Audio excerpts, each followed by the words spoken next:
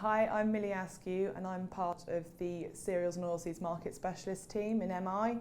I'm just going to give you a brief overlook of what's been going on in the grain markets recently. So it's been no secret that this season the UK has had a large barley and wheat surplus either available for export or to carry into next season.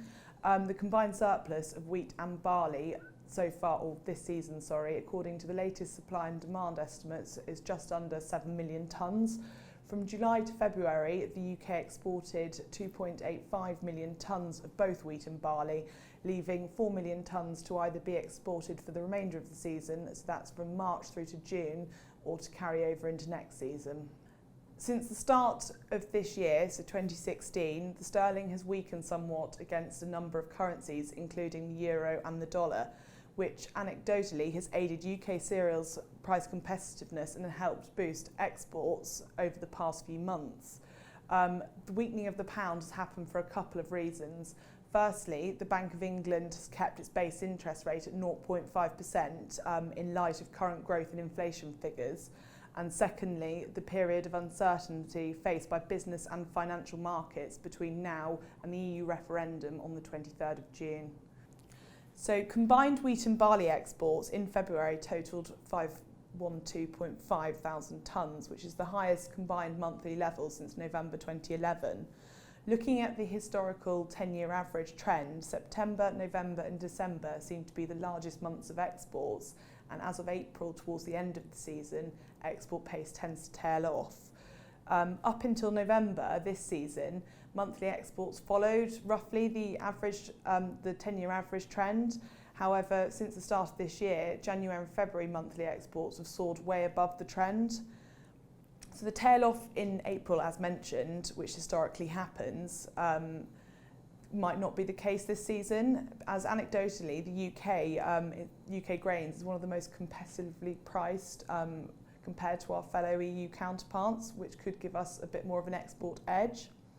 Despite UK wheat and barley showing all the credentials of being an attractive option to both EU and non-EU buyers, the demand needs to be there for exports to continue at the pace it has been doing for January and February. So far this season, 90% of wheat exported from the UK has gone to EU countries, and it's around 75% of barley has gone to EU countries. And out of those countries within the EU, Spain has been the biggest buyer for both. And actually, season to date exports of wheat to Spain have been the largest since 2009-2010 marketing year, and to barley it's even further back. It's actually reached levels last seen in 1995-1996 season. Furthermore, the UK has provided Spain with around 8% of all wheat imported this season, and 38% of the barley it's imported, which is actually the largest share of all countries which have shipped to Spain. The UK's main rivals for wheat into Spain are France, Ukraine, Bulgaria and Romania. Likewise for barley, the UK have to compete with France, Ukraine and Germany this season to keep that large market share.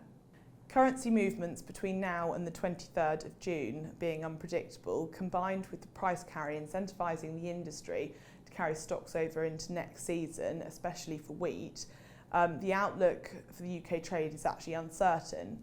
However, if the pace remains at similar that we've seen from January to February, for the rest of the season, both barley and wheat stocks might not be as large as first anticipated. The next supply and demand update will be released on the 25th of May, which will have the first export estimates for this season. Keep in touch at cereals.ahdb.org.uk/markets. Thank you for listening.